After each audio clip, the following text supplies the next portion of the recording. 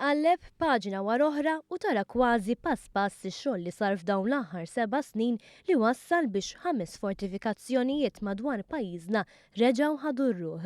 Dan f'pubblikazzjoni tad-Direttorat tar-Restawr li għall-ewwel darba se jagħti l-opportunità lil pubbliku jara sintesi viżwali tal-proġetti tas-swar tal-Belt Valletta, l-Imdina, il-Birgu, iċ-Ċittadella u l-Isla.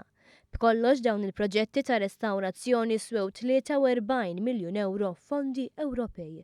The restoration and rehabilitation of the historic fortifications of Malta and Gozo, a visual record, jinkludi ritratti tal-forti qabel, waqt u wara r-restawrazzjoni, kif ukoll pjanti ta' swar fejn hemm indikat il-ħsara li kellha titranġa. Dan fil-waqt li jingħata kuntest storiku sabiex il-qarrej jevalwa aħjar ix-xogħol li sar. L-istoriku Stephen Spiteri li dokumenta l-proċess kollu stqarmana li l-ikbar sfida kienet biex ikunu sintetizzati il-massa ta' ritratti li ttieħdu tul is-snin.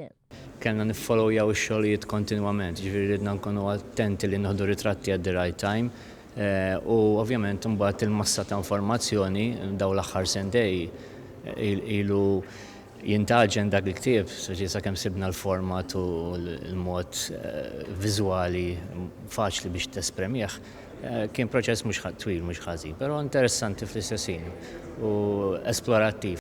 Il-Ministru għall-Kultura Owen Bonnici sostna li dan il-ktieb ma sarx biss biex ikun hemm dokumentazzjoni tax-xogħol u l-valur tiegħu, iżda huwa wkoll sinjal ta' trasparenza għaliex il-pubbliku jista' jara kważi pass fejn intefqu il-flus.